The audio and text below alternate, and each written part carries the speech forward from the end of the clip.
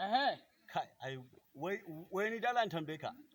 Wai kai yanzu wai shanin ne suka kare kawai nake ga. Assalamu alaikum. Ya ake ciki? Lafiya lau. Madalla ba za ka je gidan Alhaji Ibrahim shan shayi ba? Kai, wannan shan shayi kai yau dai je ka ba za mu je ba. Ba za ka je ba? To ni yanzu na yi can. To shikenan. In ka ga dama ka to in baka to ba ni na tafi. A gaida su. Yanzu kai buba.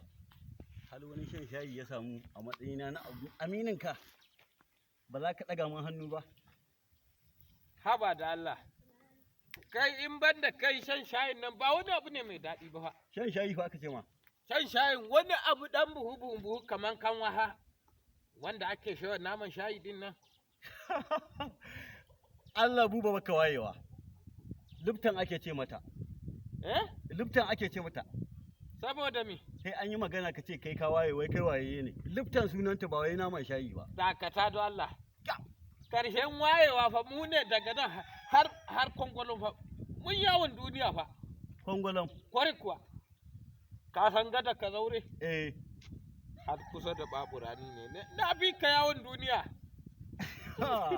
Kai a karamin yawon ɗan duniya ne. Yo yawon duniya ka bakin ka yo kai ko a ƙasashe in je wannan wurin. To ni da na je Gibiya fa. Da Allah ka ga yanzu wannan firar da muke. In cikin mutane ne duk da ka bada mu.